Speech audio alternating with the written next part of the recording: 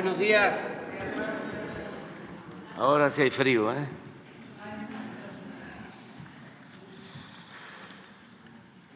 Bueno, pues el día de hoy queremos exponerles sobre dos planes que se están realizando. Uno, todo lo que tiene que ver con las carreteras que se están construyendo. No se sabe mucho, pero es bastante lo que se ha realizado en materia de caminos y de carreteras. Y el secretario de Infraestructura, Comunicaciones y Transportes, el licenciado Jorge Nuño, va a exponerles sobre este plan, cómo vamos,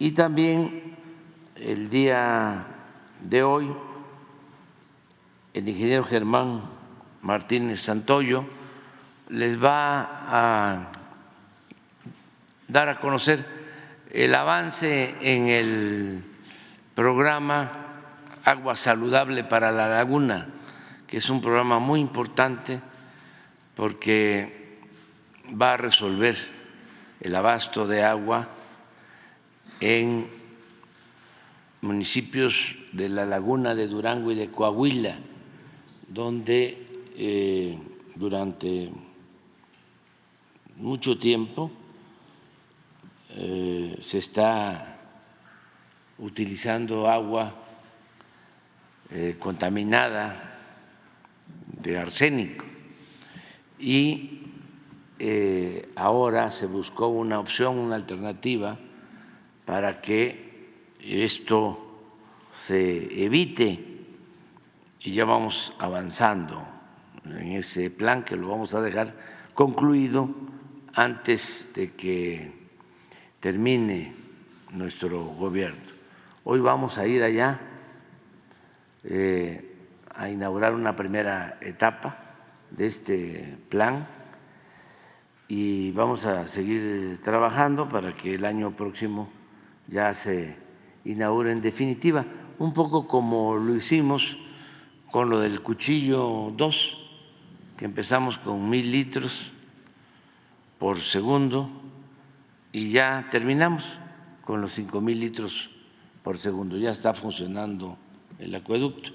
Algo parecido vamos a hacer hoy, o vamos a iniciar hoy en el viaje a la laguna. Entonces, Jorge, adelante. Gracias, presidente.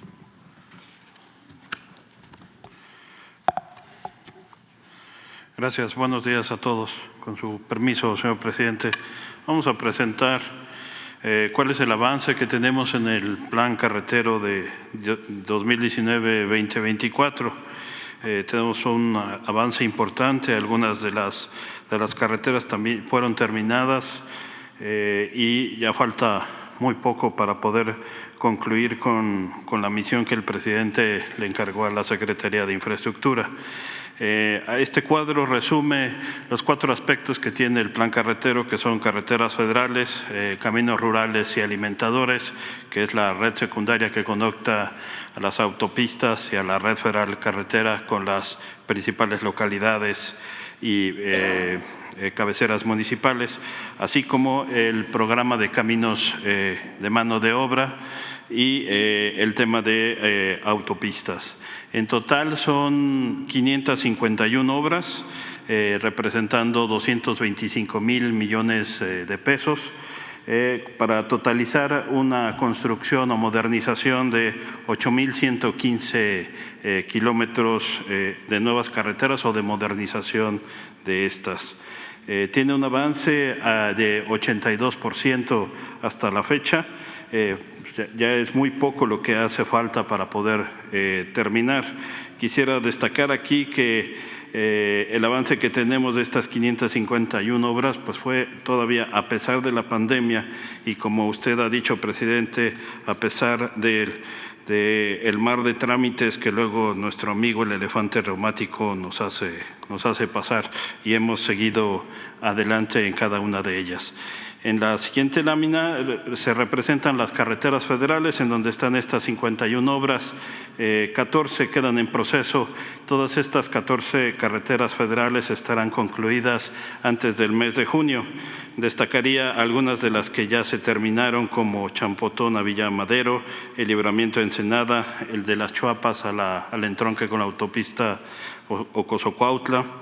Y próximamente estarán en funcionamiento el puente Nichupté hacia junio del próximo año y los tramos carreteros de Pachuca-Huejutla, que estarán listos hacia abril del próximo año.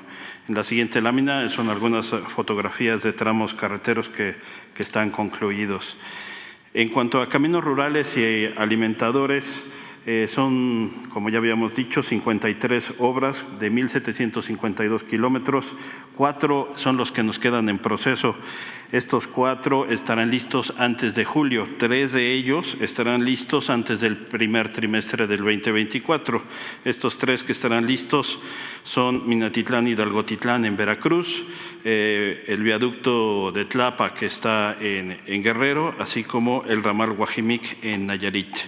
Destacaría que muchos de estos también eran proyectos que estaban sin terminar o que eran algunos compromisos que no se habían podido concluir, como los Herrera Tamazula, Agua Prieta Bavispe, el de Guadalupe Ocotán a La Yesca, que pudo conectar a la población de La Yesca desde la presa hasta la cabecera municipal, que no tenía camino, y el puente Quintín Arauz. En la siguiente lámina están algunas fotografías de caminos, el eje interestatal Tepic-Aguascalientes, el puente Quintín Arauz y el de la carretera La Yesca. Posteriormente sigue el programa de caminos de mano de obra, que es uno de los más importantes y emblemáticos, pues no solamente es hacer un camino, sino también le demuestra a las comunidades que pueden tener control de sus propias decisiones, y si pueden hacer un camino, pues podrán desarrollar su vida de forma muy efectiva. ¿Cómo funciona el programa? Es que los recursos se transfieren de forma directa a los municipios y se organizan comités de caminos de mano de obra, en donde se desarrollan las brigadas. Junto con el Instituto Nacional de Pueblos Indígenas se deciden las rutas y juntos construyen el camino con maquinaria menor, ¿no? Y con mano de obra intensiva de la región. Actualmente ya está el programa en 10 estados: Chihuahua, Durango, Guerrero, Hidalgo, Nayarit, Oaxaca, que es en donde nació, Puebla, Sonora, Tlaxcala y Veracruz. La meta es llegar a 417 caminos con 4,144 kilómetros, que es como ir de Chetumal a Tijuana. En proceso tenemos 179 caminos para totalizar casi 1,000 kilómetros, que estarán listos antes de julio del próximo año. En la siguiente lámina están algunas fotografías de estos caminos que han hecho las manos de los hombres y de las mujeres de estas comunidades. Finalmente está el programa de autopistas, que son 30 obras, 11 están en proceso y estará listo el programa concluido hacia junio del próximo año. Aquí quisiera destacar 2 autopistas, que es Mitla-Tehuantepec y Barranca Larga Ventanilla, que conectan a la ciudad de Oaxaca con Puerto Escondido y a Oaxaca con el Istmo de Tehuantepec. La de Barranca Larga Ventanilla, como ustedes saben, tuvimos un problema en 3 taludes que ya pudimos resolver y estaríamos poniendo en operación la autopista entre el 26 de enero hacia el 29 de enero del próximo año. Y Mitla-Tehuantepec tenemos programada su conclusión en julio del próximo año. También destacaría que muchas de estas autopistas fueron no fueron concluidas en administraciones pasadas y nos pusimos manos a la obra para poder terminarlas. Destacaría, señor presidente, el libramiento poniente de Acapulco, la Pera Cuautla, el libramiento de Villahermosa y, bueno, por supuesto, Mitla-Tehuantepec, así como la autopista que va de Veracruz a Nautla, que también resolvimos un problema social que teníamos en ese lugar. En la siguiente lámina son algunas fotografías de estas autopistas y hay un video, presidente, donde resume el plan carretero y solamente, presidente, reiterarle que la Secretaría cumplirá la misión que usted le encargó de concluir el programa carretero y agradecerle la confianza que ha depositado en la Secretaría.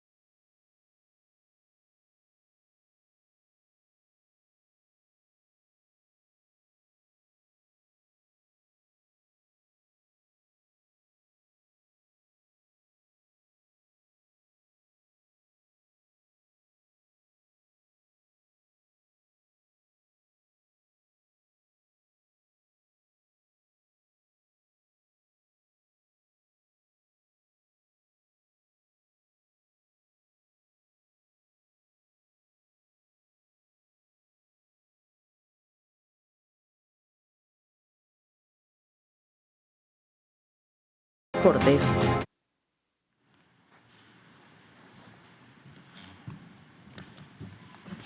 Con su permiso, señor presidente, medios de comunicación. La siguiente, por favor. En la comarca lagunera, desde hace cerca de 70 años, se detectaron los primeros casos de intoxicación por arsénico en la región.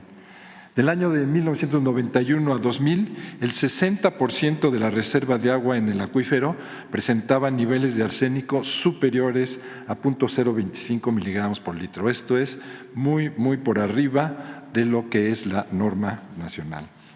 También, por supuesto, excede la norma internacional en lo que se refiere al contenido de arsénico. El objetivo de este proyecto, Agua Saludable para la Laguna, es sustituir las fuentes de aguas extraídas de pozos con alta concentración de arsénico y aprovechando 200 millones de metros cúbicos de agua del río Nazas para uso público urbano. Es conveniente señalar que si se sigue la explotación de los pozos para agua potable en la zona, estos durarán no más de 30 años. Entonces, es importante implementar este proyecto. Para iniciar el diseño, se llevó a cabo 6 mesas temáticas de diálogo del 27 de agosto al 14 de septiembre con los siguientes sectores: cámaras y colegios empresariales, sector salud, productores del campo, academia e investigación, grupos ambientalistas, sistemas operadores de agua y saneamiento. Nosotros iniciamos este proyecto desde el punto de vista social para informar y sobre todo conciliar la implementación de este proyecto e iniciar también la parte técnica.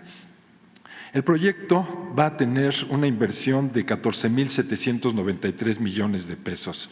El avance financiero en esta inversión actualmente es de 6,868 millones de pesos hasta octubre de este año.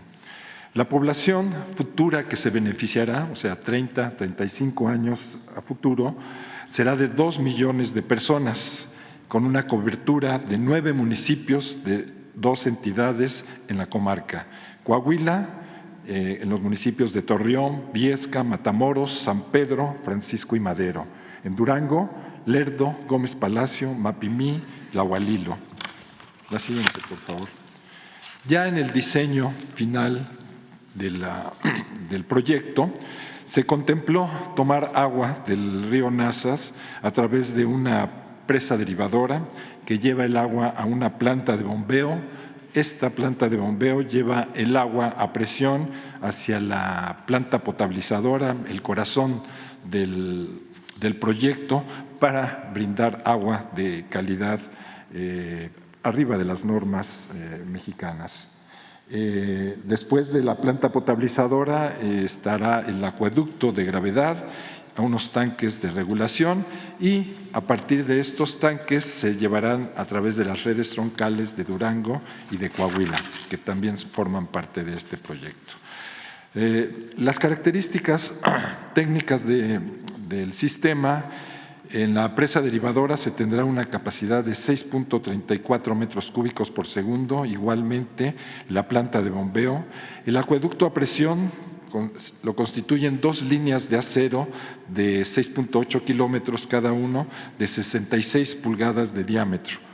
Una planta potabilizadora que cuenta también con una capacidad de 6,30 metros cúbicos por segundo, y el acueducto a gravedad. Son 2 líneas de conducción de acero, una de 72 pulgadas, 28,4 kilómetros, y otra de 54 pulgadas, 27,7 kilómetros. Los tanques de regulación van a poder almacenar 15,000 metros cúbicos cada uno, y las redes troncales tendrán una longitud de 150 kilómetros de longitud. Y, por supuesto, una línea eléctrica para que alimente todo el sistema electromecánico.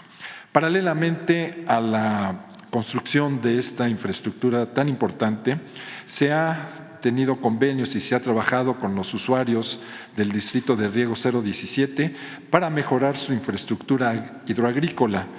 Esto es, tecnificar sus sistemas de riego y recuperar caudales en la presa Lázaro Cárdenas y Francisco Zarco.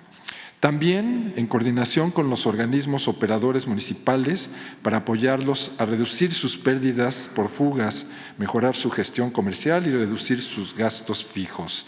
Estos trabajos los estamos realizando de manera coordinada y estamos realizando el proyecto para poder ser implementado el próximo 2024.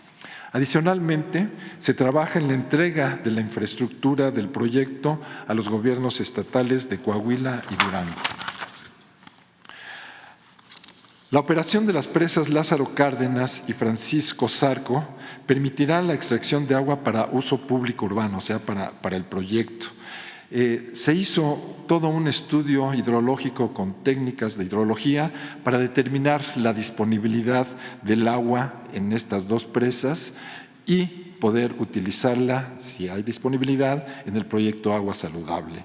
Se respetaron los volúmenes establecidos en el decreto presidencial del 10 de marzo de 1988 para uso agrícola. Con estas bases se hizo este estudio hidrológico que se consideran lluvias, escurrimientos, evaporaciones, por supuesto la demanda de agua para riego, infiltraciones y todo lo que interviene en el uso del agua en estas 2 presas, Lázaro Cárdenas y Francisco Zarco.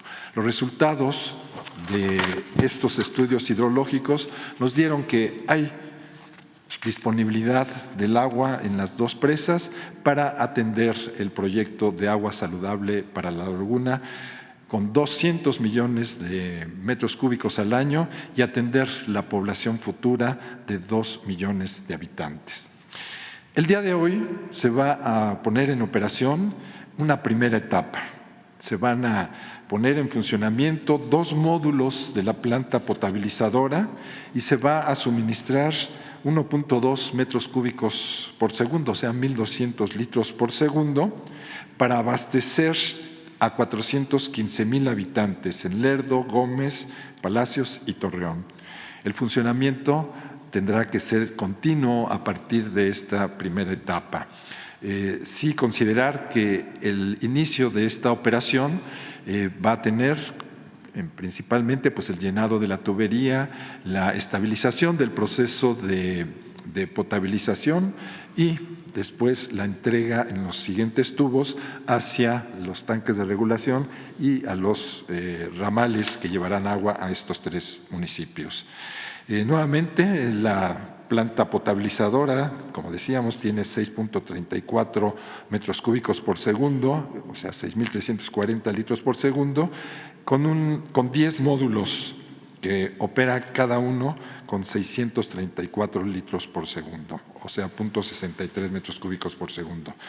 El volumen anual, ya lo dijimos, son 200 millones de metros cúbicos y el proceso de potabilización es un proceso convencional donde se añaden productos para coagular y sedimentar todos los tóxicos que pudiera contener el agua, señalando que la calidad del agua en forma natural del río Nazas es muy superior a la que se extrae actualmente en los pozos del acuífero principal de la comarca lagunera.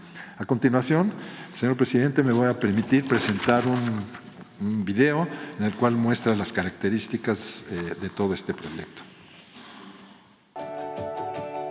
Por décadas, en la comarca lagunera, el agua para consumo humano ha rebasado la concentración de arsénico, ocasionando graves problemas de salud a la población. Esta situación ha sido provocada por la extracción de agua de pozos que cada vez se encuentran a mayor profundidad debido a la sobreexplotación del acuífero. Para que la población tenga acceso al suministro de agua apta para consumo humano y no se siga afectando su salud, el Gobierno de México desarrolló el proyecto Agua Saludable para la Laguna. De esa forma, se sustituirá el agua de pozos con alta concentración de arsénico por fuentes superficiales, aprovechando 200 millones de metros cúbicos de agua del río Nazas que abastecerán a 4 municipios de Durango y 5 de Coahuila. Para concretar esta nueva fuente de abastecimiento, fue fundamental contar con el respaldo y disposición de los usuarios de riego, que mediante un diálogo permanente han colaborado para cumplir en tiempo y forma con el desarrollo de las obras. Con la conclusión de su primera etapa, se podrán entregar hasta 1.200 litros por segundo de agua de buena calidad a población de los municipios de Lerdo y Gómez Palacio en Durango y de Torreón en Coahuila. Los principales componentes del proyecto son una presa derivadora sobre el cauce del río Nazas, una planta de bombeo, una línea eléctrica, 6.8 kilómetros de acueductos a presión, una planta potabilizadora, 28.4 kilómetros de acueductos a gravedad, 3 tanques de almacenamiento, 150 kilómetros de líneas troncales para entrega de agua a los sistemas de distribución de cada municipio, así como acciones de tecnificación de sistemas de riego para la recuperación de caudales. Adicionalmente, se tienen programadas acciones para mejorar la eficiencia de los organismos operadores, responsables de prestar los servicios de agua potable en los municipios, con el fin de reducir pérdidas físicas y mejorar su gestión comercial. Con agua saludable para la laguna, se atenderá un problema ignorado durante décadas y se generará un desarrollo regional respetuoso con el medio ambiente, atendiendo las necesidades de la población más vulnerable. Muy bien. Vamos, a ver, empezamos. Adelante.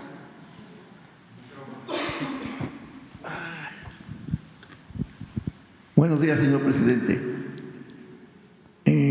Soy Fernando Olivas, de Radio Relax y del periódico ¿Qué pasó? Digital.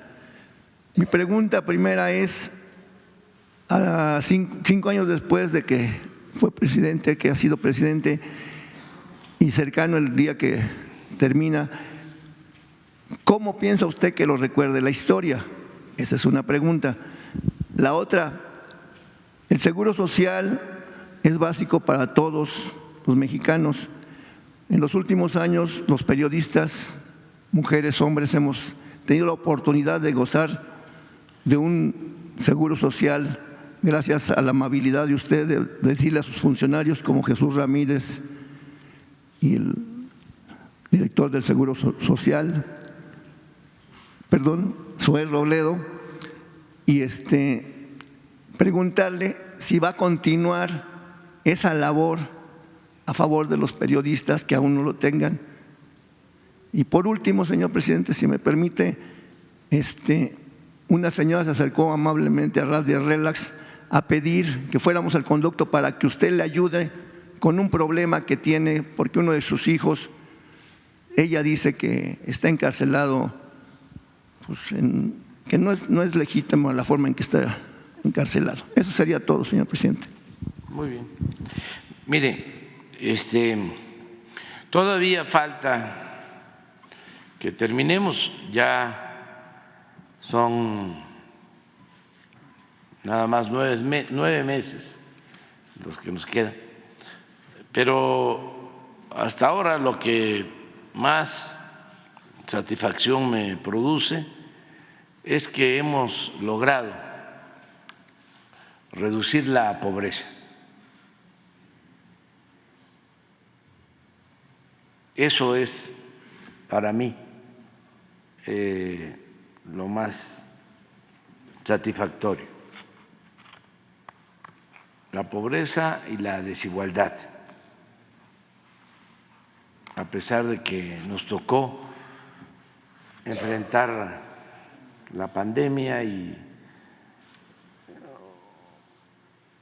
otros factores externos, la descomposición o el desequilibrio que se produjo con la guerra de Rusia y Ucrania, pero haber logrado eso, el reducir la pobreza y la desigualdad, lo considero pues algo muy, muy satisfactorio, repito, y me llena mucho, me llega a lo más profundo de mi alma, de mis sentimientos, y esto va acompañado pues de la política que se ha llevado a la práctica, en donde se atiende a todos, pero se le da preferencia a la gente más necesitada. También esa política consiste en no permitir privilegios.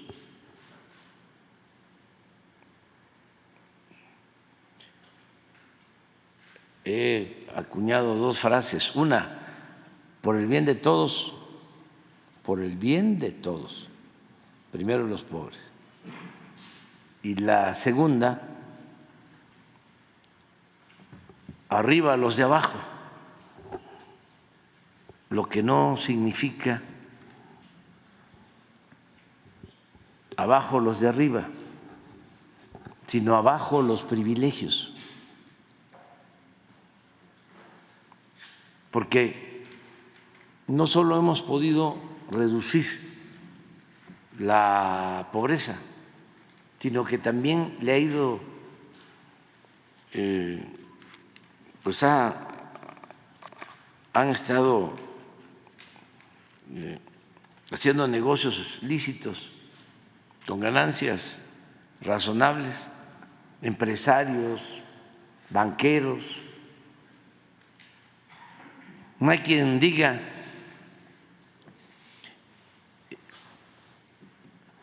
llegó este gobierno y tenía yo una empresa y perdí,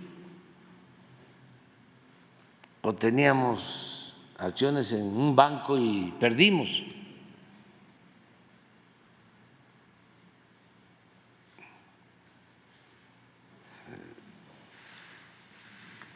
Ya ven que me cuestionan de todo, ¿no? Que es como el mundo al revés. Cuando llegamos, dicen mis adversarios, Carlos Slim tenía nada más 50,000 millones de dólares y ahora ya pasó de 100,000 millones de dólares. Y yo también soy responsable de eso.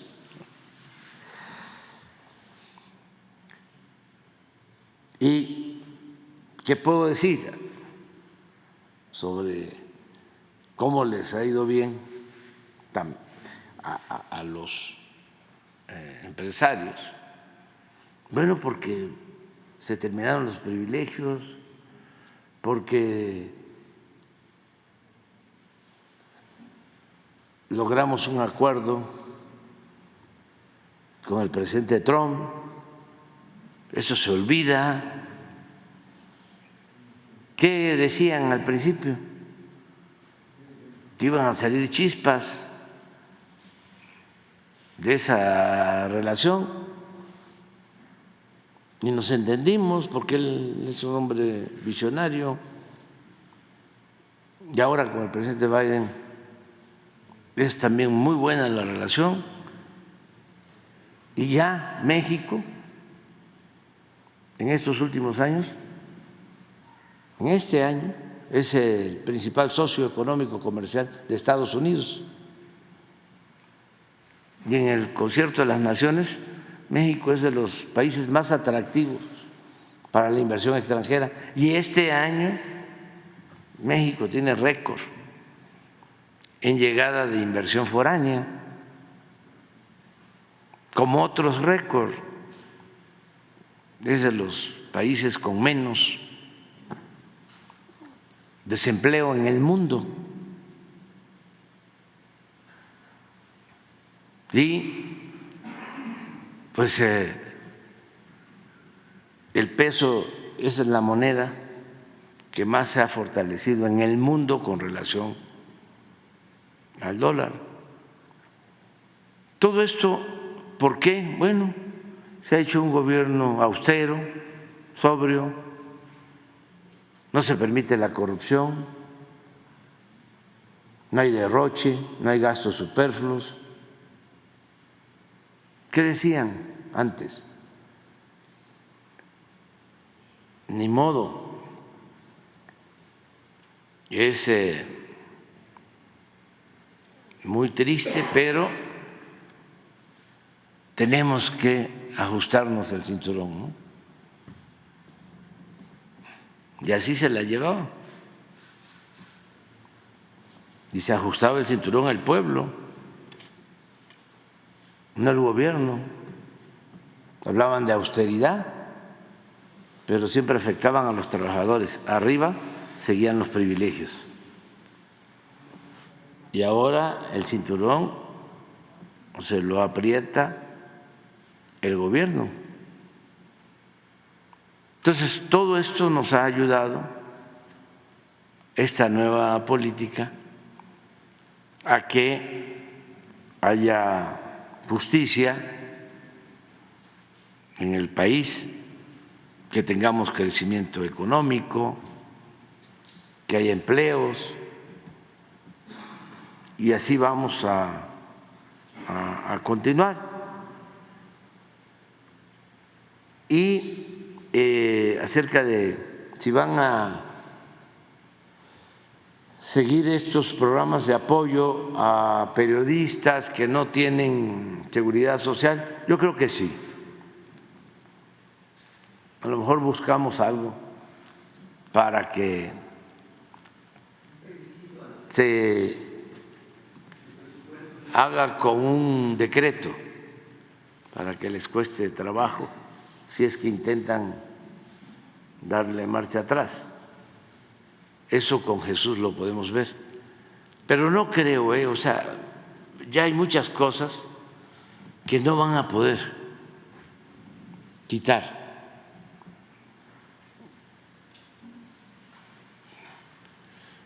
No he podido encontrar una frase de Juárez, a lo mejor me van a ayudar, que leí en una carta, en un documento, en donde dice que avancemos, ¿no?, lo más que se pueda, para que si el infortunio, la mala suerte, lleva a que regresen los conservadores, los reaccionarios, que como ya se avanzó bastante, que ya se caminó bastante, que les cueste trabajo retroceder, o utilizando el término del siglo XIX, retrogradar, que les cueste. Por eso tenemos que avanzar a prisa.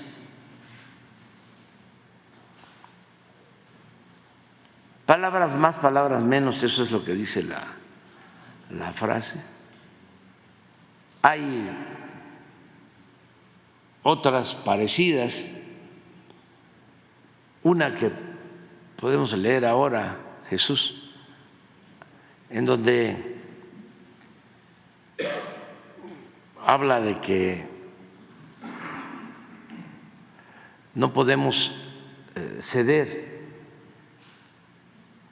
Está en uno de mis libros. Sí, que no, sí, que nos arrebaten, sí, que nos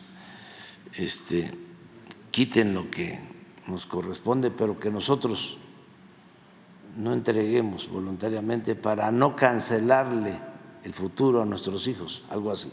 Es bellísima esa carta, pero la otra, que es parecida, no la he encontrado, y conozco pues bastante todo lo que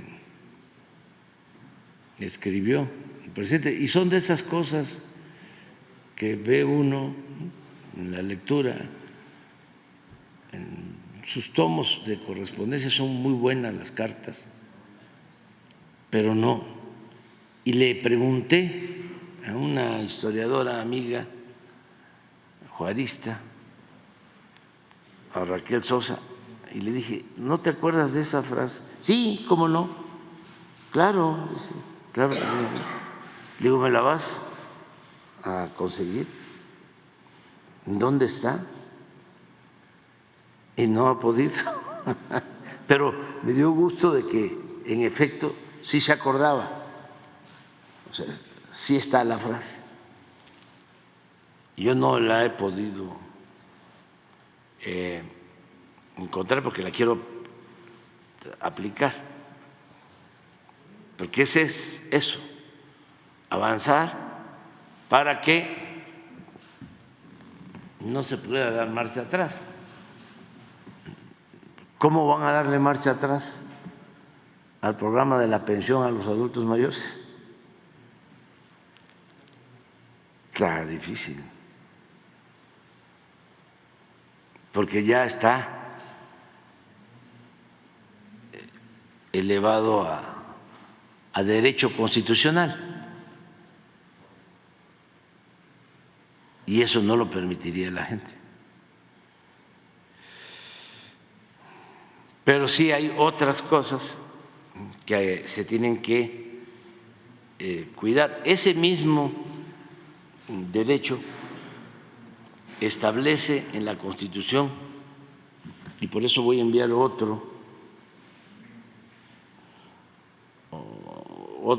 otra iniciativa de reforma constitucional, porque quedó establecido a partir de 68 años y ya se está dando, se otorga a partir de 65, y en la Constitución quedó en 68 años.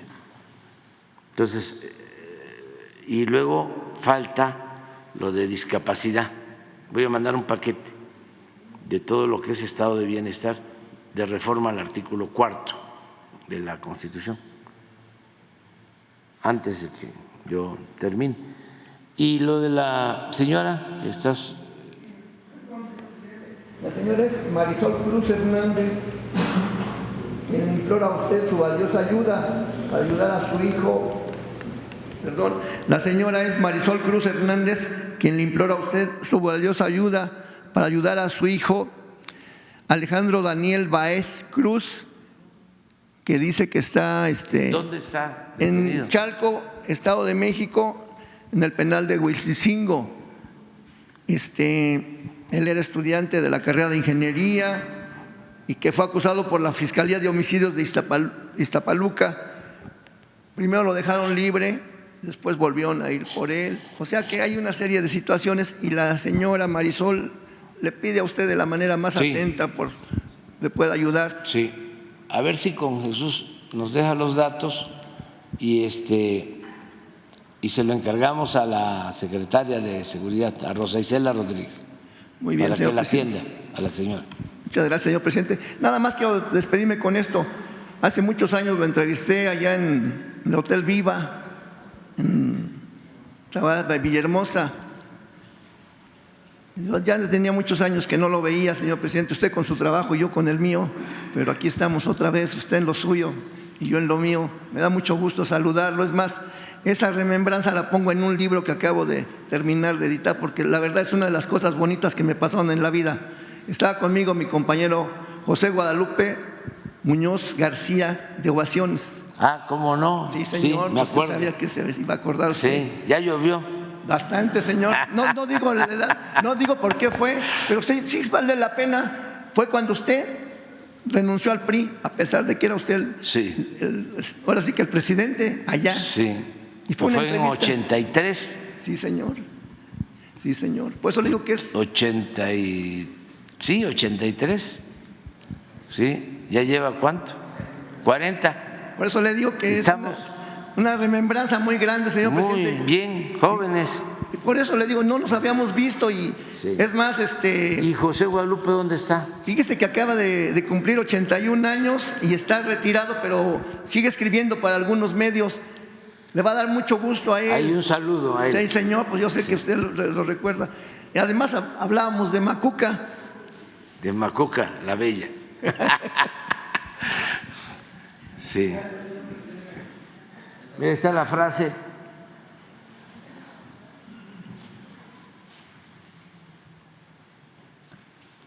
No, pero falta porque es más amplia, porque habla de los hijos.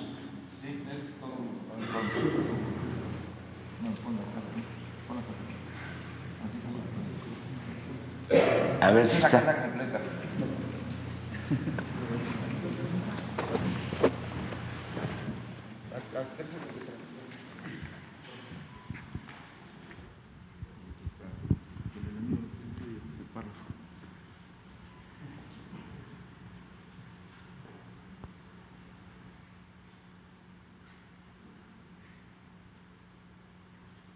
Aquí está, es preciosa. Que el enemigo nos venza y nos robe, si tal es nuestro destino. Pero nosotros no debemos legalizar ese atentado, entregándole voluntariamente lo que nos exige por la fuerza. Si la Francia, los Estados Unidos o cualquier otra nación se apodera de algún punto de nuestro territorio y por nuestra debilidad no podemos arrojarlo de él, dejemos siquiera vivo nuestro derecho para que las generaciones que nos sucedan lo recobren.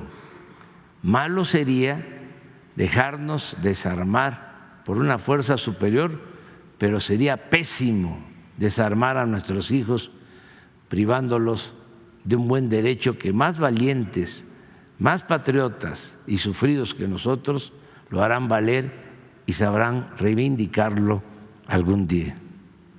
Es precioso, pero ese es a Matías Romero, sí. Muy bien. vamos adelante. Buen día, presidente. Carlos Domínguez, de Nación 14.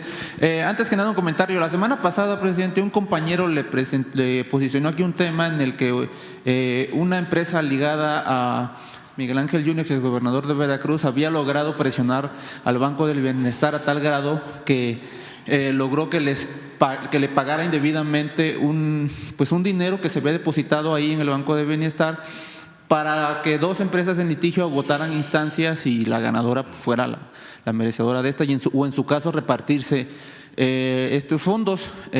Lo lograron, se logró el depósito de este dinero. Sí existe, pero sí utilizaron al Banco del Bienestar estas empresas de esta manera, con jueces, un juez corrupto de la Ciudad de México que otorgó amparos y presionó 2 veces al banco. Ya está, sí existe, tenemos el comprobante, el SPEI del banco y la notificación que hace al juez de que ya concluyó con el requerimiento, pero desobedeciendo una orden de una juez federal, que fue la que dijo que Pemex depositara ahí este banco, presidente. Esto forma parte de un modus operandi de funcionarios corruptos, porque hay que decirlo, de Pemex, del interior de Pemex, que no tiene que ver con los altos funcionarios, sino esta área jurídica, que en colusión con unos grupos de empresas actúan de esta forma para sacar dinero. Esto, presidente, ha provocado ya la desobediencia de esta orden de esta juez federal, pues ya le provocó un daño al erario, porque ya sería un doble pago en el que incurrirían, pues este dinero ya cayó en una cuenta, pero se tiene que mantener todavía en depósito, porque no puede desaparecer así el fondo. Entonces, decirle que esto forma parte de un modus operandi, usted la vez que el jueves pasado que se lo mencionaron no lo creyó, pero sí sucede. Es una nueva forma que han utilizado, porque teníamos detectadas otras, pero nunca habían utilizado el Banco del Bienestar para lograr esto. Decirle que tenemos las pruebas, que nos gustaría presentárselas, porque creo que no las hemos posicionado, no lo hemos mencionado bien, cómo opera esta red de jueces con empresas de consorcios internacionales, presidente, que solamente vienen a medrar con el recurso, con Pemex, porque meten a Pemex en problemas. Tal vez el director no está enterado muy bien de este modus, porque se amparan, llenan huecos con amparos y con requerimientos judiciales que pues meten para que no se den cuenta, pero sí nos damos cuenta, presidente, sí nos logran dar la información de estas estrategias que utilizan con jueces corruptos para saquear a la paraestatal. Y ahora pues son 1,086 millones de pesos en esta ocasión, pero tenemos detectados muchos más, y esta empresa, también hay que decirlo, ha sido de las consentidas de Pemex, y tenemos ahorita documentados más de 1,500 millones de pesos en asignaciones directas a un consorcio, presidente. Si nos diera la oportunidad de mostrárselos a alguien de su gobierno, tal vez a la asesora jurídica, también mismo Jesús, para que vean cómo funciona esta red que saquea Pemex, primero que nada. Sí, fíjate que cuando hiciste ese planteamiento, pedí información y envió un reporte el director del Banco del Bienestar. Lo tiene Laura, a ver si nos los manda, sobre esto. De todas maneras, con Jesús entregas la información, porque nos llamó la atención esto, ¿no?, de que el Banco del Bienestar se ocupara. Lo utilizaron, presidente. De este tipo de operaciones, cuando su función principal es la de dispersar los fondos de los programas de bienestar. Pero Laura debe tener lo que envió Víctor Lamolle, director del Banco del Bienestar. Sí, no son recursos del banco, son recursos de Pemex que fueron depositados ahí para que se agotara un pleito entre particulares, digámoslo así, presidente, pero que una de las partes compró amparos y este juez presionó al Banco del Bienestar para que les pagara a ellos nada más. Y esto pues le provoca un daño al erario a los fondos de Pemex. A ver si Víctor Lamolle nos los manda, el reporte. Bueno, en lo que lo envían otro elemento. Este fin de semana en Tamaulipas, presidente, usted mencionó, bueno, informó a los medios, al pueblo de México, que le había aceptado al gobernador Américo Villarreal acudir a su segundo informe de gobierno en febrero. Preguntarle qué lo motivó, presidente, a darle este detalle al gobernador de Tamaulipas. Lo está haciendo muy bien Américo y está inaugurando una etapa nueva en Tamaulipas de gobiernos responsables, íntegros, honestos. Por eso voy a ir a su informe en febrero. Y estuvimos allá porque se inauguró un regimiento para dar protección a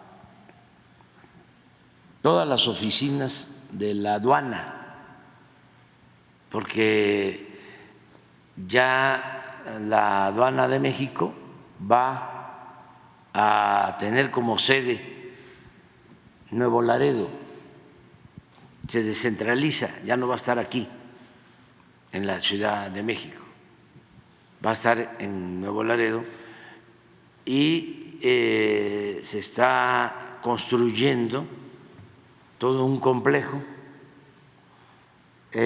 administrativo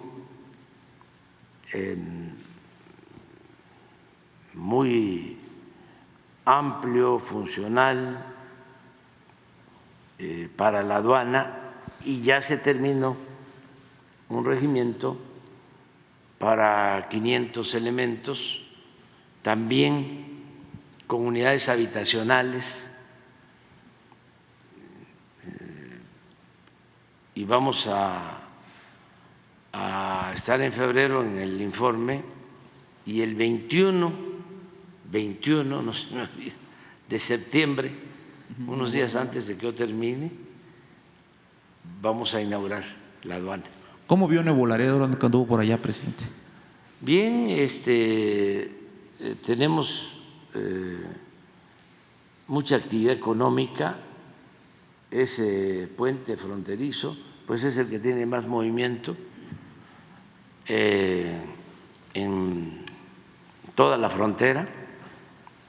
Esa frontera de Tamaulipas tiene muchísimo futuro, va a seguir creciendo.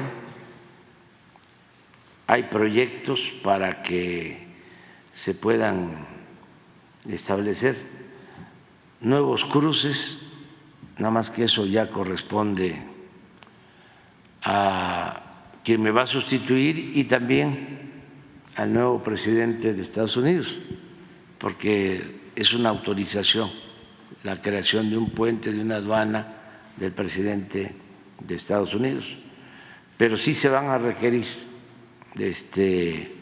2, 3 puentes más. Sigue creciendo el comercio en toda esa región y también se ha ido avanzando en reducir la incidencia delictiva en Tamaulipas. Entonces está haciendo el doctor Américo un buen trabajo y vamos a estar con él. Gracias, presidente. Y ya por último, también la semana pasada mencionó usted que el día de hoy se tomaría la foto con la prensa que cubre aquí cotidianamente. Hoy ¿a qué horas tenemos que tomar? Porque ya mañana la conferencia es en Oaxaca, en Salina Cruz. ¿No tienes la carta? A ver, ponla. A ver qué nos dice. Hijo. A ver, esa te la encargo a ti.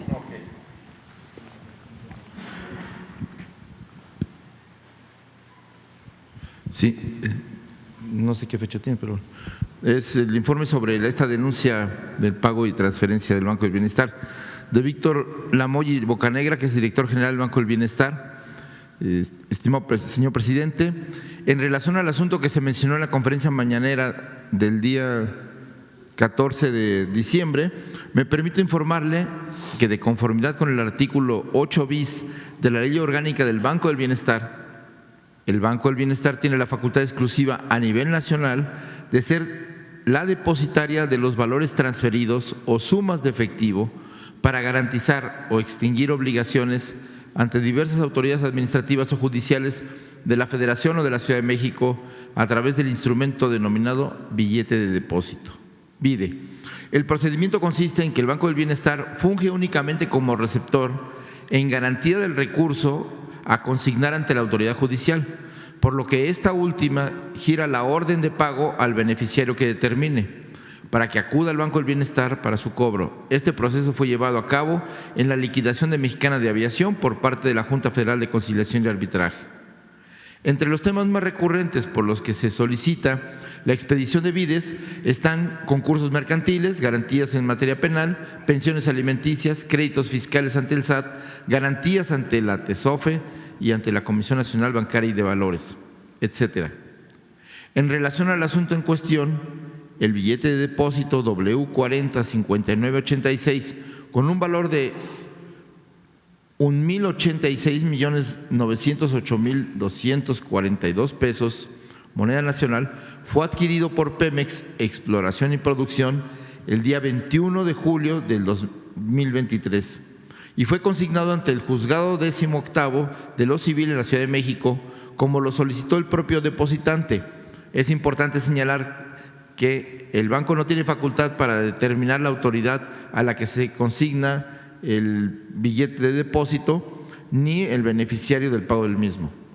Posteriormente, el 30 de noviembre, la empresa Sistemas Integrales de Compresión, SADCB, se presentó en el Banco del Bienestar para el cobro del billete de depósito, en el que se encontraba girada la orden de pago a dicha empresa por parte del Juzgado 18º de lo Civil de la Ciudad de México. Sin embargo, el 1 de diciembre de 2023 se recibió oficio por parte del Ministerio Público Federal, mediante el cual ordenó impedir provisionalmente el pago de dicho billete de depósito.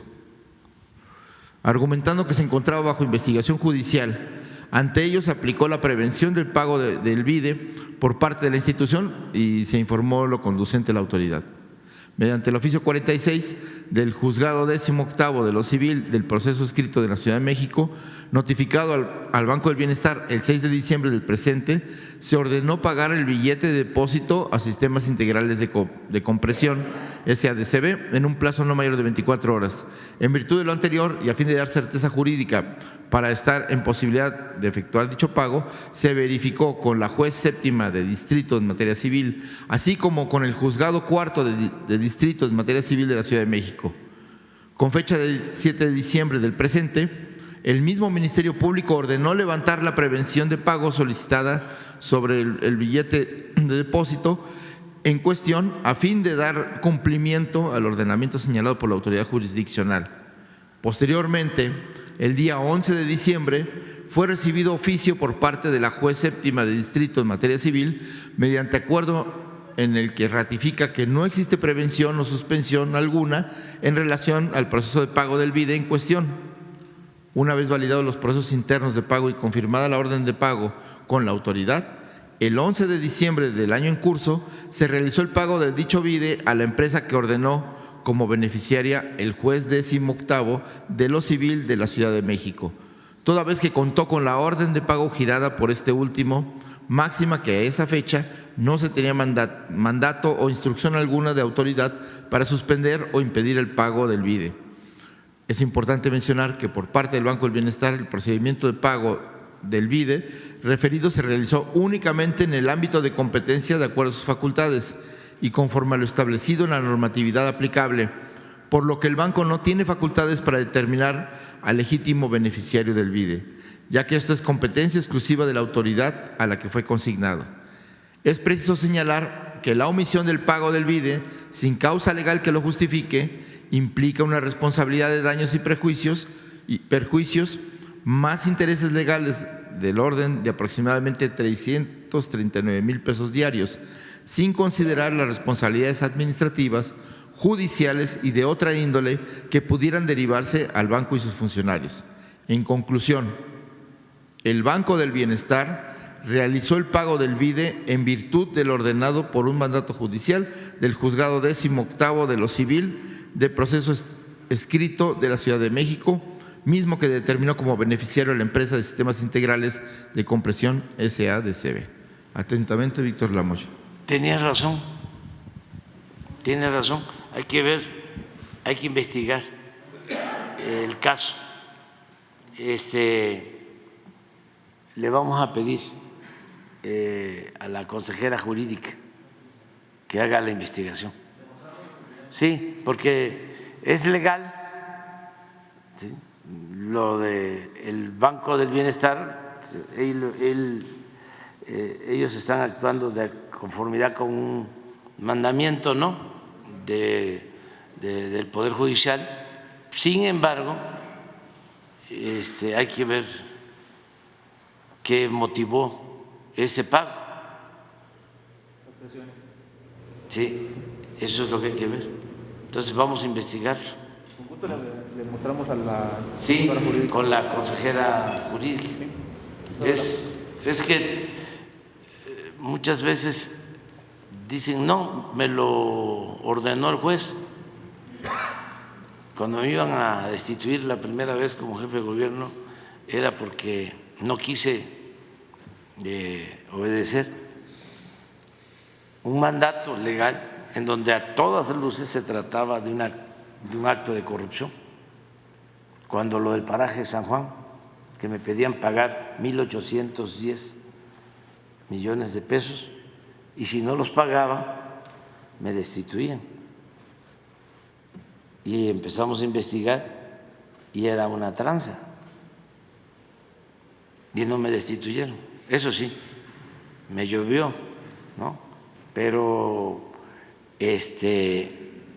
tiene visos de legalidad, ¿no?, todo. Sin embargo, hay que ver qué hay detrás. No estamos tampoco prejuzgando. Hay que ver de qué se trata y aclararlo nada más. Muy bien. ¿La foto sería hoy en la prensa? La foto hoy, sí. Sí, por cierto, ya al rato, no, hoy, sí, y vamos a ver si terminamos aquí porque tengo una llamada precisamente con el presidente Biden. A las 9. Yo creo que migración. Yo creo que migración. Él pidió hablar conmigo y desde luego me va a dar mucho gusto saludarlo y que conversemos. Y luego me tengo que ir voy a supervisar primero el tren El Insurgente, que va avanzando. Y de ahí vamos a La Laguna, y de La Laguna ya a Oaxaca.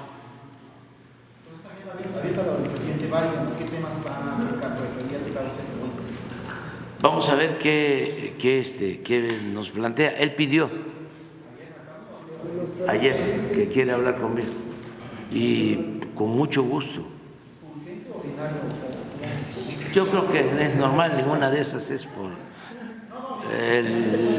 la Navidad. A ver, adelante.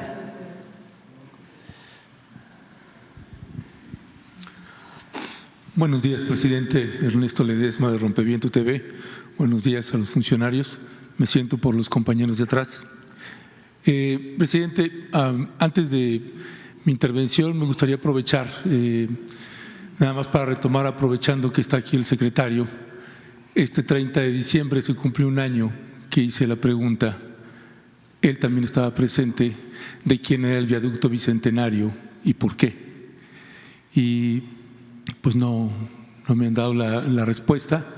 De eso sé que se emplazó a juicio, pero sería bueno que se pudiera explicar de quién es el viaducto bicentenario y por qué. Porque eso también, ese mismo 30 de diciembre, ya casi un año, planteaba también que Capufe se negaba a hacer un acuerdo reparatorio con el caso de Kenia Hernández, quien sigue presa, y simple y llanamente Capufe se niega siquiera a un acuerdo reparatorio, y pues ojalá se pudiera atender eso y que la compañera pueda salir en libertad, que sigue presa. Entonces aprovecharía para ver si al final pudiera responderse esa pregunta que hice hace casi un año. Pues de una vez, ¿tienes información?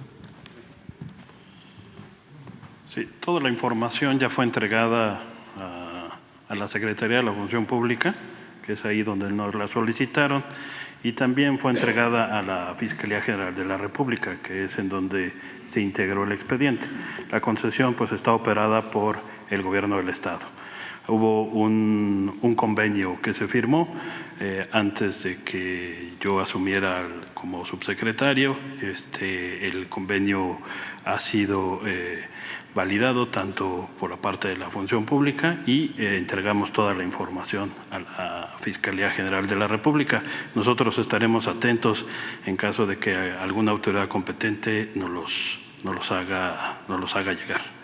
Eso pues sería cuanto, presidente, respecto al tema de esta persona de Kenia. Entiendo que la secretaria de Seguridad Pública estaba viendo ese tema, señor presidente. Bueno, dices que lo de la concesión está en la Función Pública. Sí, presidente. Bueno, pues vamos a pedirle a la Función Pública que nos informe, y el otro tema de la señora que está detenida con Rosa Isela, que sí me consta que lo está viendo. No, de hecho nos recibieron la secretaria y su equipo de trabajo, hicieron el trabajo, nos expusieron el caso y llegaron hasta donde pudieron. El planteamiento que nos hacen ya de su oficina es que hasta ahí pueden llegar porque Capufe se niega a hacer el acuerdo reparatorio. Lo vamos a ver. ¿Sí? Lo vamos a ver con Rosa Isela. Gracias. Presidente, con respecto de los casos que quería plantearle, el primero es el caso de lo que está sucediendo con el pueblo de Palestina y el posicionamiento del gobierno mexicano con respecto de Israel. Estuvimos allá, estuve haciendo una serie de reportajes en Cisjordania, en Egipto, en Israel. Hemos publicado 16 reportajes audiovisuales donde estamos demostrando audiovisualmente que ahí se comete crímenes de lesa humanidad, entre ellos el crimen del apartheid, que se enmarca dentro de los crímenes de lesa humanidad. Hemos documentado también ese genocidio que está habiendo contra el pueblo palestino. Yo entiendo, presidente, que hay muchas implicaciones. Casi muy pocos países o presidentes se han manifestado de manera fuerte e importante para tratar de impedir un genocidio que está siendo pues prácticamente televisado en redes sociales. Las imágenes pues apenas si se pueden ver de tan cruentas que pueden ser. Quisimos llegar a la Franja de Gaza por Israel o a través de Egipto. Gestionamos con la Embajada Mexicana, quienes hicieron todos los trámites, nos dieron todas las facilidades para gestionar con base a los requerimientos del gobierno de Egipto, y simple y llanamente no hay manera para periodistas de llegar a la Franja de Gaza, de no ser los que ya están allá adentro o afines a medios corporativos. Usted ha tenido posicionamientos muy fuertes y muy dignos, presidente, con respecto del bloqueo a Cuba, por ejemplo, o a Bolivia en el golpe de Estado con Evo Morales o con el golpe de Estado con Pedro Castillo. Y se ha posicionado usted. Aquí estamos hablando de un genocidio cometido por el gobierno de Benjamín Netanyahu, por el gobierno de Israel. Yo entiendo que hay acuerdos comerciales con países y que ese pudiera ser un impedimento para no posicionarse de manera fuerte, o negociaciones que se tienen con ese gobierno por el caso de Tomás Herón de Lucio, que anda ahí escondido y refugiado, y un depredador sexual también que está escondido en ese lugar, Andrés Roemer.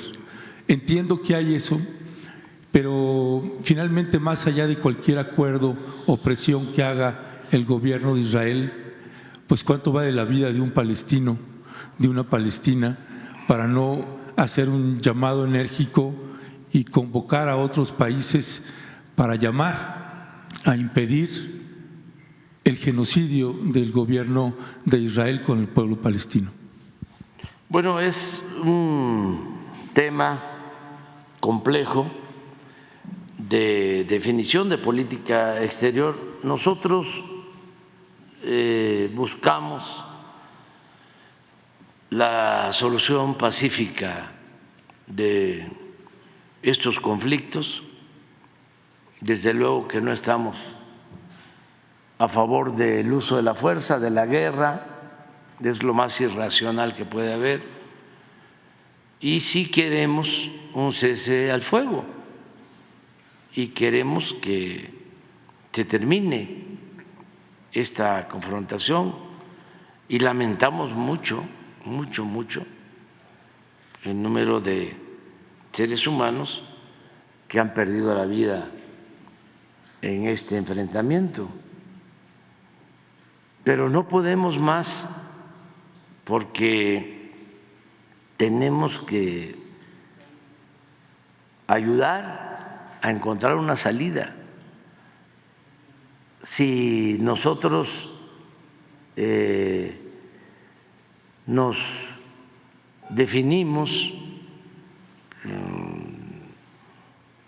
de manera más fuerte, pues no vamos a poder tener autoridad para ayudar a conseguir la paz. Entonces, por eso nuestra política de neutralidad, y sí es distinta, nada más que con matices, porque la política no es blanco y negro, sí, pero no es maniquea. Pero es un genocidio. Pero es que tenemos todos que contribuir a que se logre la paz. Pero ¿por qué con Perú, con Bolivia y con Cuba sí hay una definición y con Palestina no?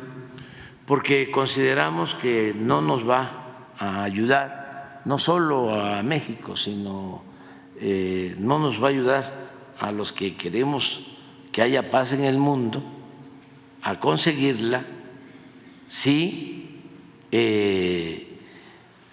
polarizamos este enfrentamiento. Esa es nuestra postura.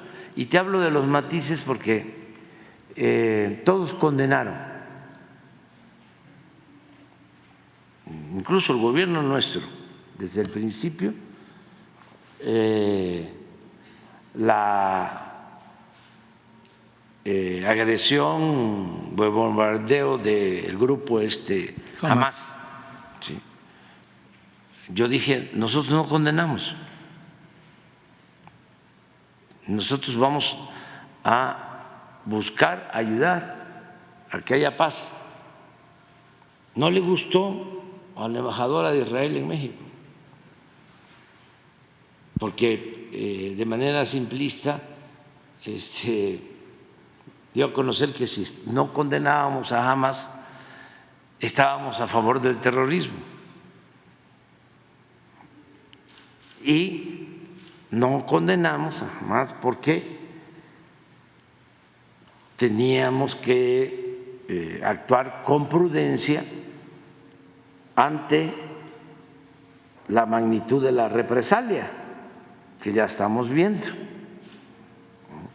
que significa la pérdida de 20,000 palestinos, que es algo lamentable, tremendo, pero vamos a seguir nosotros con nuestra postura de detener el fuego y de buscar un acuerdo.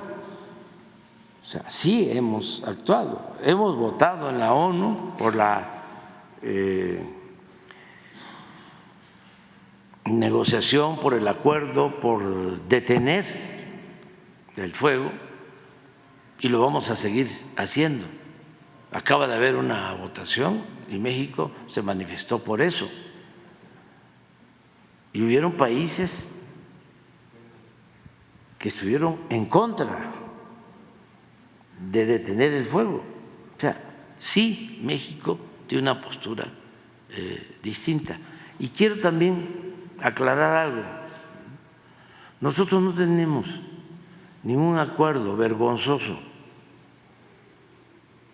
con el gobierno de Israel, ni con ningún gobierno del mundo. Porque ahorita mencionaste a Cerón. Sí. Nada que ver, ni siquiera por relaciones económicas. La política exterior de México en este tiempo se ajusta a lo que establece nuestra Constitución: no intervención, autodeterminación de los pueblos y solución pacífica de las controversias. Porque nuestros adversarios, ¿no?, hablando de que tenemos acuerdos con el gobierno de Israel, no. ¿Cómo vamos nosotros a establecer acuerdos cuando está de por medio la vida de las personas? Nunca lo haríamos. O porque tienen a Cerón y a otro mexicano, Andrés Rueda, ¿sí? Y estamos buscando que los envíen. Le han dirigido 2 cartas a 2 primeros ministros de Israel planteándoles que se extradite a Cerón por tortura y por otros delitos, a 2. Pero eso es una relación de otro tipo y lo vamos a seguir planteando. Y en las cartas le digo que es una vergüenza que Israel proteja a un torturador. Entonces, no hay ningún acuerdo en lo oscurito. También, para que esto quede claro, es una decisión que hemos tomado, que consideramos es lo más adecuado, es lo más correcto, y vamos a seguir insistiendo en conseguir la paz. Ya, bueno, presidente, pasando al siguiente tema, usted ha estado haciendo algunas declaraciones y señalamientos duros contra el Centro de Derechos Humanos Miguel Agustín Pro Juárez, y también presentaron aquí los nuevos datos, las nuevas cifras de los datos de personas desaparecidas. Entonces, déjeme juntar un poco ambos temas porque están estrechamente relacionados. Y plantearía, presidente, porque hemos visto los señalamientos, acusaciones que usted ha hecho al Centro PRO, y los hemos entrevistado también a ellos después de las declaraciones de usted. Y mi primera pregunta sería si usted, con esas dudas que usted planteó, si no llamó al Centro de Derechos Humanos Miguel Agustín Pro Juárez para invitarlos a responder esas preguntas, esas dudas de manera directa, para que no se creara una confusión o una animadversión como la que ahora tiene el Centro de Derechos Humanos Miguel Agustín Pro Juárez. Ese mismo caso también es con la ex titular de la Comisión Nacional de Búsqueda, Carla Quintana, con señalamientos que usted ha hecho de supuestos dichos de ella. Y la pregunta es en el mismo sentido, si usted no la llamó para hablar y aclarar algunas de esas dudas antes de hacer esos señalamientos. No, es que creo que ayuda mucho el que se termine con la simulación. Hay grupos de la llamada sociedad civil que durante todo el periodo neoliberal actuaron complacientes con el régimen autoritario y llegamos nosotros y se radicalizaron en contra de nosotros. De repente les salió, ¿no?, la decisión, la voluntad de hacer justicia y sin tener pruebas, incluso prestándose a estrategias de la derecha, del conservadurismo, en contra de nosotros y del pueblo. A ver, vamos por partes, los dos casos. Primero lo de la señora Carla Quintana. Sí, se va de aquí porque desde que está en gobernación empieza a declarar que hay 126,000 desaparecidos, siendo ella la responsable, y que además la mayor parte de los desaparecidos eran del gobierno nuestro, cuando nosotros no reprimimos, nosotros no desaparecemos a nadie, nosotros no permitimos masacres, no torturamos, nosotros somos respetuosos de los derechos humanos, es una convicción. Y entonces, ¿por qué nos quiere igualar con los gobiernos de antes? Bueno, porque ella tiene una postura política, para mí conservadora y de derecha. Son como muchos enzarapados o que fingen, a los que llamo progres buena ondita, pero que en realidad pertenecen a las filas del conservadurismo. Tan es así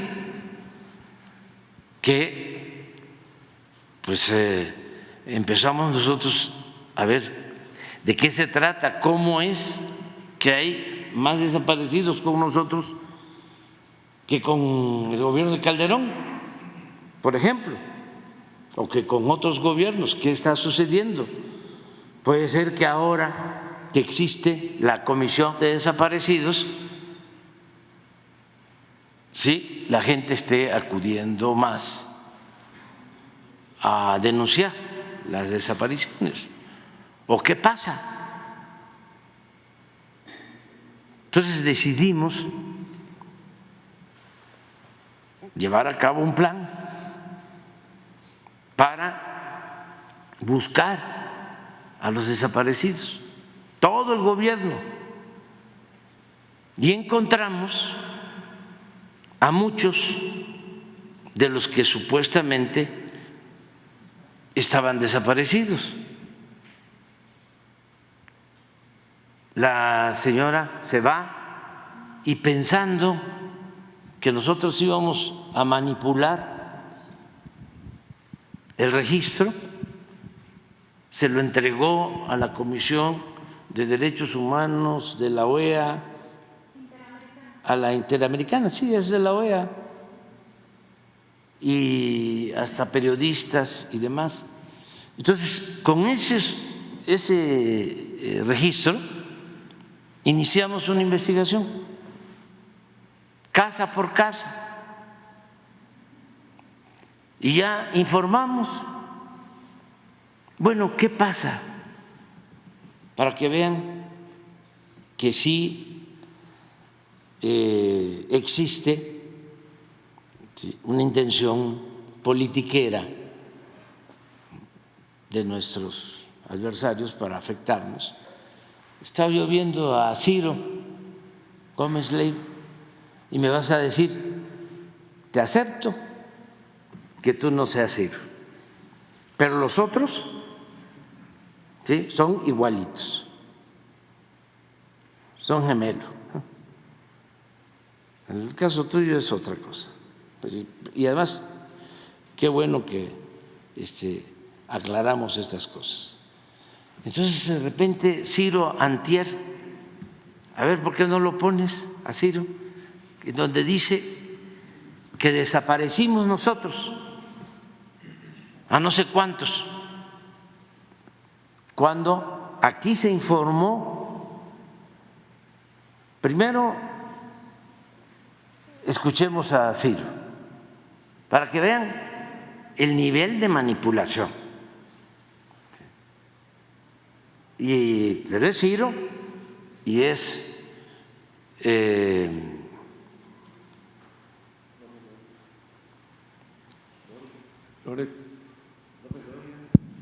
bueno, todos, pero estoy buscando a Carmen Aristegui. ¿Quién? Hizo declaraciones en el cine, dio una conferencia y ahí muchos medios agarraron. ¿Ella también? Sí, pero porque fue muy, independientemente de lo de Ciro, ¿por qué no buscas?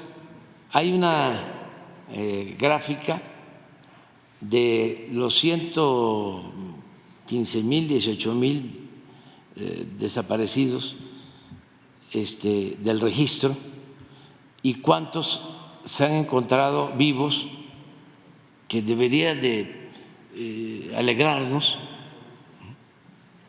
cuántos se tiene algún indicio de vida, cuántos no se han podido localizar porque no se tienen los datos completos y cuántos en efecto sus familiares sostienen de que están desaparecidos y está demostrado plenamente que están desaparecidos. Esto fue lo que presentamos. Sí. Pero esto lo tenemos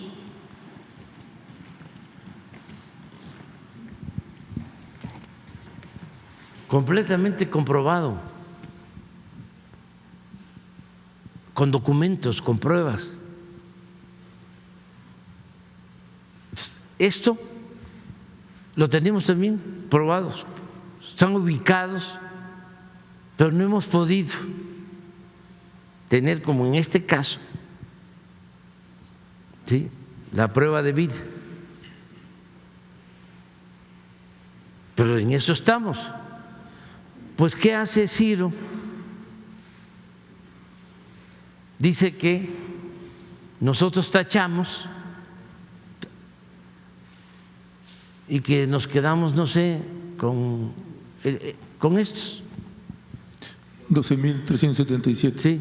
Sí. Algo así. Sí. Sí. Es que por eso parte de la petición que tenemos varios periodistas que llevamos trabajando el tema de desapariciones desde Felipe Calderón, lo que quisiéramos es una exposición de quienes presentaron esto con los periodistas que llevamos trabajando. No, pero con todos. Porque tenemos muchas dudas con respecto de… Lo podemos volver a hacer, ya Sí. quedamos, porque va a ser periódico. Porque, por ejemplo, esos 12,377 confirmaciones de desaparición, es decir, que están presentando que tienen 12,377 que sí han logrado comprobar que están desaparecidos. Sí. El registro son 110,000. Sí. Pero, por ejemplo, personas ubicadas, pues ni siquiera legalmente existe el término y tenemos dudas al respecto, por ejemplo, en las confirmaciones de desapariciones o en registros sin indicios para la búsqueda. Por eso. Si en la base de datos, de las personas desaparecidas, viene nombre completo de la persona desaparecida, sexo, edad y lugar donde desapareció. Prácticamente casi el 100% de los datos vienen así. Cuando dicen registros sin indicios para la búsqueda, registros sin datos suficientes para identificar, ¿cómo son 26,090 registros sin datos para identificar?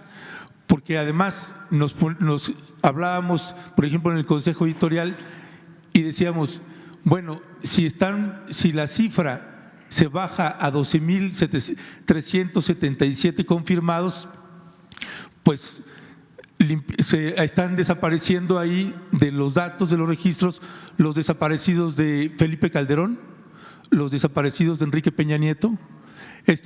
O sea, lo que quisiéramos es una explicación más a detalle, porque pues si la cifra que manejaban entre ambos sexenios era más de 40,000 desaparecidos, pues ¿quiénes son entonces los que, cómo están sacando esa información? Porque entonces decimos, bueno, pues entonces todo el trabajo que llevamos de décadas trabajando desde Felipe Calderón, que era una pesadilla en esa administración, y con Enrique Peña Nieto, pues ¿de qué año, de qué fecha son los que aparecieron? Y esa información que está muy ambigua, que no se entiende. Sí, yo creo que regresa la lámina. Lo que se hizo,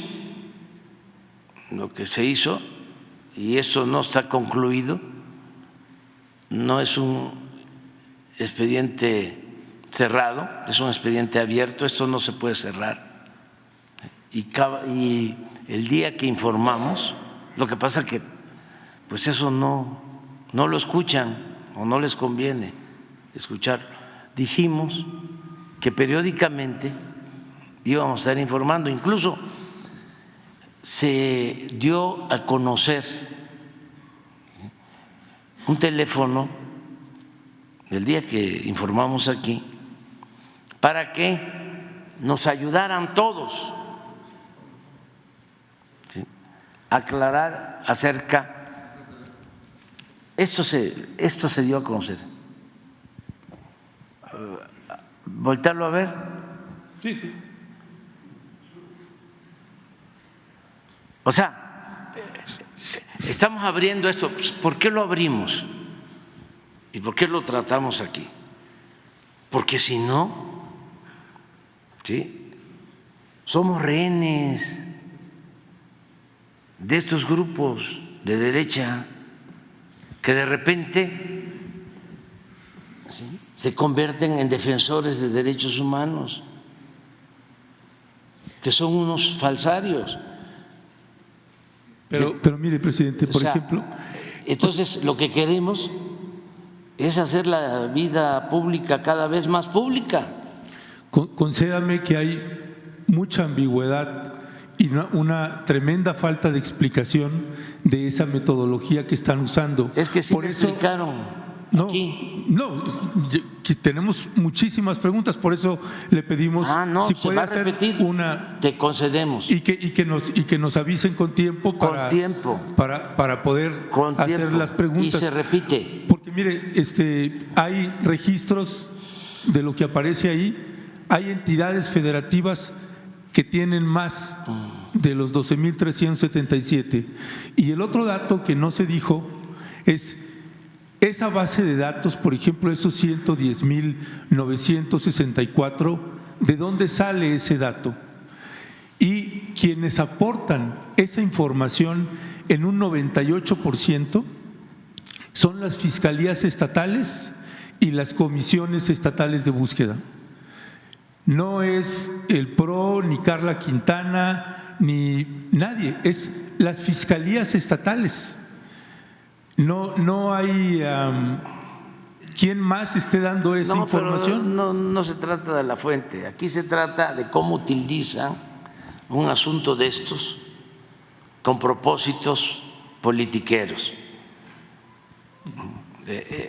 porque ellos tienen diferencias con nosotros. Y entonces les gusta mucho estar dando declaraciones, ruedas de prensa, acusándonos de que están creciendo los desaparecidos, comparándonos con los gobiernos represores, autoritarios, a los cuales ellos apoyaron, si no abiertamente, apoyaron con su silencio, fueron cómplices. ¿El PRO? Sí. ¿Con el silencio del PRO? No, sí. Lleva 35 años denunciando y recibiendo acosos de Felipe Calderón. Los conozco desde que se fundaron. A Jesús Maldonado, estuvo en mi casa en Tabasco desde la fundación, los conozco. Es que yo vengo de la lucha social, vengo de abajo, de defender derechos humanos, cuando todavía no existían las organizaciones de derechos humanos. Yo ya trabajaba en eso. Yo empecé trabajando en comunidades indígenas. Empecé trabajando con la gente, defendiendo al pueblo. Entonces, no soy advenedizo. Entonces, los conozco muy bien. Y si estoy planteando esto, lo del PRO, es porque estoy pidiendo que al interior del PRO, ¿sí?, y también de la orden de los jesuitas, que tienen un jesuita como papa que es extraordinario, un auténtico cristiano, un auténtico defensor de los pobres, de los desposeídos, pero hay muchos farsantes, hasta en la misma orden, como en todos lados. Entonces lo que estoy planteando es, a ver, revisen, porque esta es una parte, que aquí no tiene que ver mucho lo de los jesuitas. ¿Usted ya leyó la respuesta de ellos? No. ¿Ni de los jesuitas, ni del PRO? ¿No le han pasado nada de la respuesta? No. ¿Y de los padres y madres de los normalistas ya escuchó la respuesta de ellos? No. Bueno, estoy esperando, no estoy esperando porque teníamos una reunión con padres, madres de Ayotzinapa, ¿sí? Sí, y no de repente el camión. No participaron. No consiguieron el camión, pero van a tener esa reunión. No, mi punto, presidente. Por eso, pero lo que voy es, esto lo aclaramos. Esta es una. ¿Tienes a Ciro? Sí, ya está. Para que vean cómo se tocan los extremos. Mira, a ver, regresa. La vela. Mira el reportaje. De un universo total de 110.964 personas desaparecidas, el gobierno arrestó hoy a 16.681 localizados. Aquí englobó a las personas localizadas con vida y a las que encontraron en registros de actas de defunción. Además, quitaron 1.951 registros de desaparición duplicados. Hasta aquí todo bien. Sin embargo, borraron de un plumazo al 32% del registro, equivalente a 36.022 personas desaparecidas. El argumento dado para borrarlos fue que no se tiene ninguna pista para comenzar su búsqueda. Sí tienen identidad, pero no se tienen indicios para buscarlos, según la propia secretaria de Gobernación Luisa María Alcalde. A esta cantidad, el gobierno restó también a 17.843 personas que tienen ubicadas por información de programas sociales o vacunación, pero que no han logrado contactar en persona, es decir, que no tienen una prueba de vida. Y finalmente quitaron otros 26.090 registros de los que no tienen datos suficientes para saber si están desaparecidos o si ya fueron encontrados. Y así, el gobierno federal pasó de 110.964 personas desaparecidas a 12.377, tan solo un 11% del registro original. Obviamente inició una campaña con mentiras, que se estaba manipulando el registro, que lo que se trataba era de borrar desaparecidos, y aclarando que número uno, pues no estamos desapareciendo desaparecidos. Número dos, no se ha borrado ni se borrará ningún registro. Los esfuerzos han estado enfocados en la búsqueda y en la localización de las personas desaparecidas. Y entonces México pasó de ser el país de los 110,000 desaparecidos al de los, por sí, una cifra muy alta, 12,000 desaparecidos. 9 de cada 10 personas que en los registros oficiales estaban desaparecidas, hoy dejaron de estarlo de una forma u otra. ¿Es confiable este nuevo registro? Habrá que revisarlo en detalle. Esta es la campaña, entonces vamos a seguir, porque no tenemos nada que ocultar, sí, absolutamente nada. Bueno, lo que Ciro Gómez haga, diga o piense, sí, no es un asunto que nos compete ni nos interesa ese tipo de periodismo. Mi punto aquí, presidente, es que nosotros estamos documentando que a usted le están mintiendo en alguna información. Y no, déjeme, le voy a explicar en qué. Déjeme, le demuestro en qué. Por ejemplo, a usted le dijeron que Carla Quintana había publicado un libro al respecto, o que le dio una entrevista a Carmen Aristegui el mismo día que salió. ¿No? Usted mismo lo comentó acá en la conferencia mañanera. Carla, hasta la fecha, no dio entrevista a ningún medio de comunicación. Cuando nosotros la quisimos entrevistar, lo que nos dijo fue: no quiero hacer declaraciones, cualquier declaración va a ser usada para golpear a esta administración. Y hay un trabajo de búsqueda que se tiene que hacer. No vamos a golpear, tenemos que despersonalizar, no vamos a golpear, que nos usen para golpear a este gobierno y a esta administración. Cuando usted dice, Carla señaló que en esta administración es donde había más desaparecidos, ¿en dónde? ¿En qué medio dijo eso? Porque hay muchísima desinformación en lo que le están diciendo. Por ejemplo, eso que usted repitió varias veces, que le había dicho a Carmen Aristegui, la persona que le dijo eso, dígale que le muestre el video y va a ver que no va a haber manera de presentar ese video. Todas las veces que nosotros o otros medios entrevistamos a la señora Carla Quintana, nunca dijo en este sexenio hay más desaparecidos, sino un registro nacional que no dependía de ella, de cuánta gente las fiscalías o las comisiones estatales de búsqueda estaban registrando entidad por entidad federativa. No es gratis que colectivos de madres y padres que están buscando a sus hijos y a sus hijas estén protestando, pidiendo información.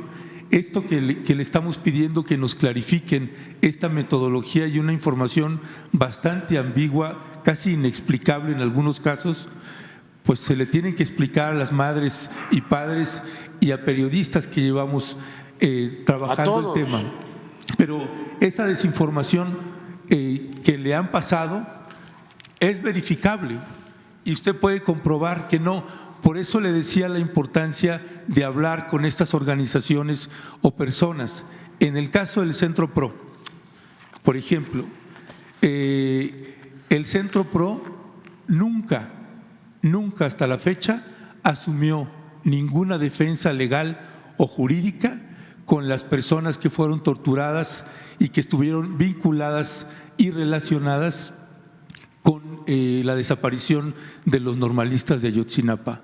Nunca, y es verificable ese dato, ¿no? Y si no es así, pues bueno, que alguna autoridad presente que sí lo defendió.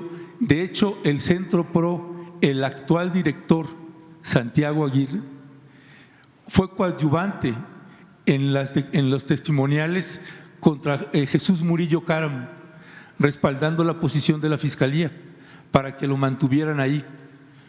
Pero esa información no se la están presentando a usted. Y usted, presidente, tiene 1 millón de ocupaciones y pendientes. Y tengo clarísimo que hay información que usted pide y se la dan. Pero quien le esté planteando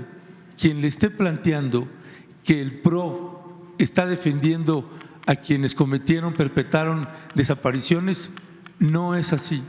Ese dato, por ejemplo, está el dato,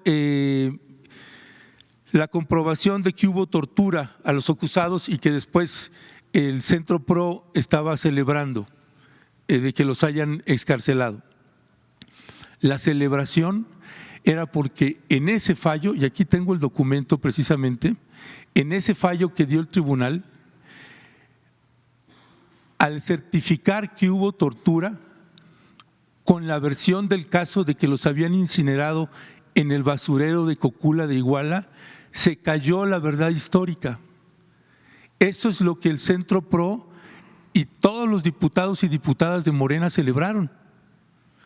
Era una celebración en ese sentido, y el PRO solicitó que, aunque a los que fueron excarcelados no era el único delito que se les acusaba, que no tendrían por qué ser liberados, pero se certificó que hubo tortura y se demostró y se cayó ahí la verdad histórica. Al usted hacer un planteamiento así, es paradójico, pero sin darse cuenta, presidente, está avalando la verdad histórica. ¿Me explico? O sea, y sé, no, pero es que sé que no es con esa intención, pero por eso consideramos que sería valiosísimo una reunión de usted con el Centro de Derechos Humanos Miguel Agustín PRO, una reunión con usted y los padres y madres de los normalistas por separado, porque hay mucha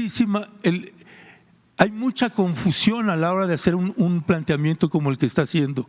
Su palabra tiene muchísimo peso, presidente. Sí, o sea, yo puedo estar hablando con usted. ¿Te parece? Mira, porque tengo ya que irme. Dice, ya están en llamada, en espera, pero bueno, es muy importante y el presidente Biden va a saber que es un tema fundamental el que estamos tratando y que además ya voy a ir para allá a hablar con él, ya vamos a contestarle la llamada. Pero es muy importante este tema, ¿sí? Por eso no le hace que nos lleve el tiempo que sea. Te propongo 3 cosas. Primero, el que se siga informando sobre el método utilizado para la búsqueda de los desaparecidos.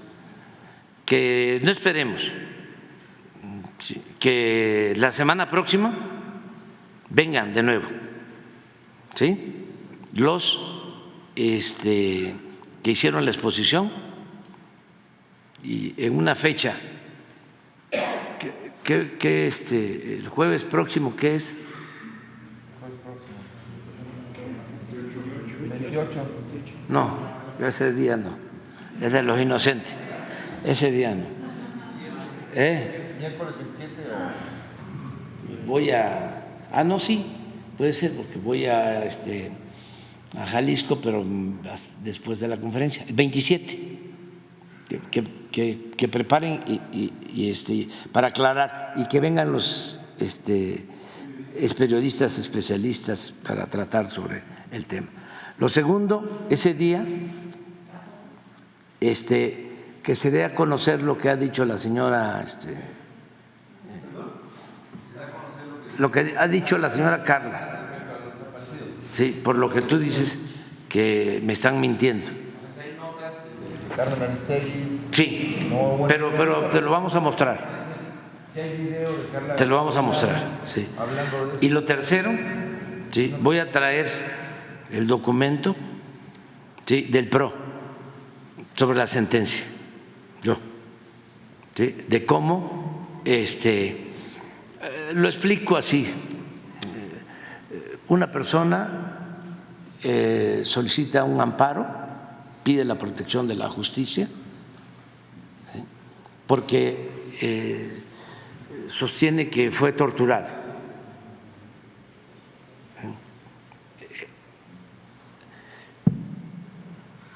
El juez, en este caso magistrados, ¿sí?, le dan al Ministerio Público 10 días de plazo para que presente el protocolo de Estambul, a sabiendas de que era imposible. El Ministerio Público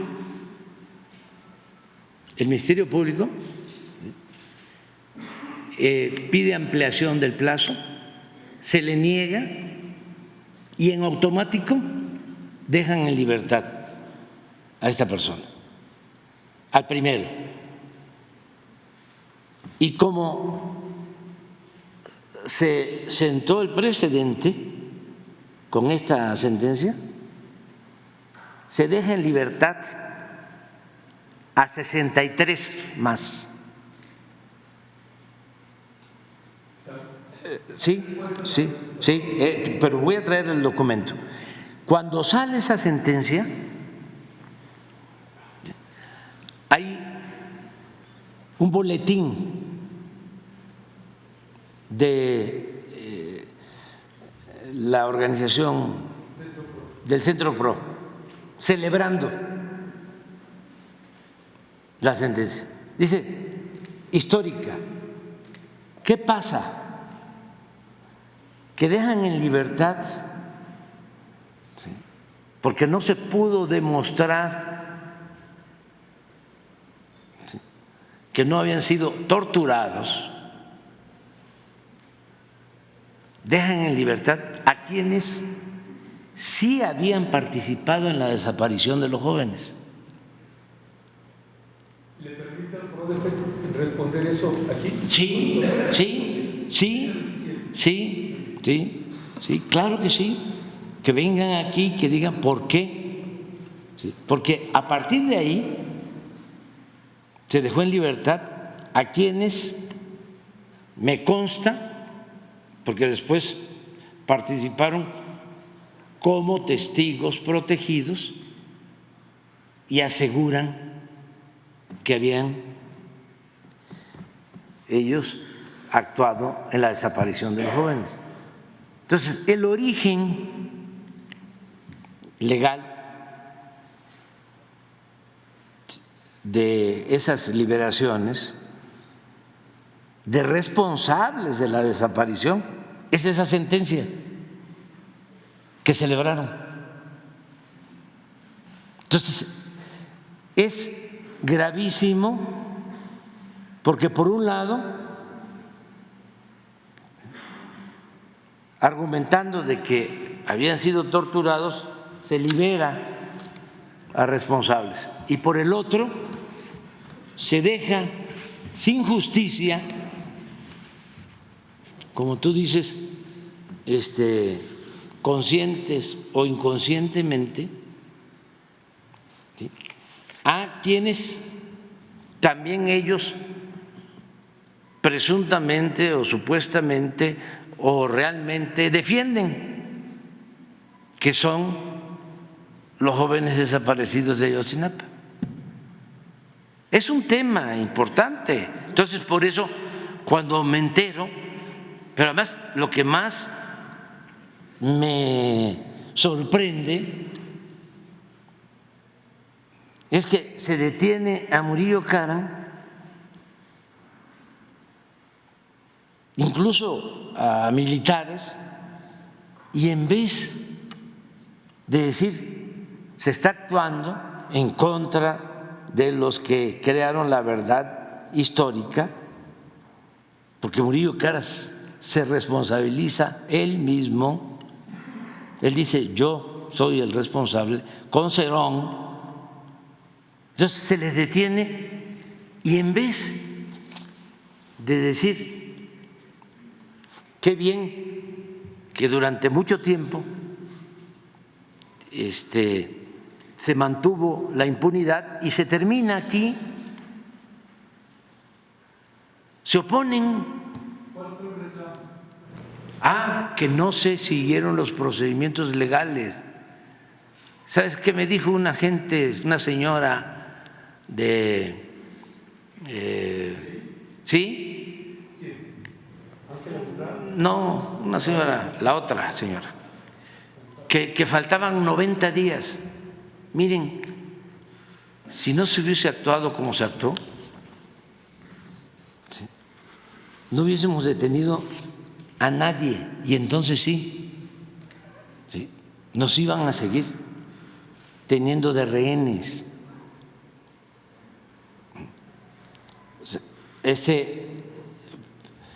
Por eso es importante aclarar bien este asunto. Sí, y nos vamos a seguir viendo aquí. Ya me voy. Ah, la foto, vamos a la foto.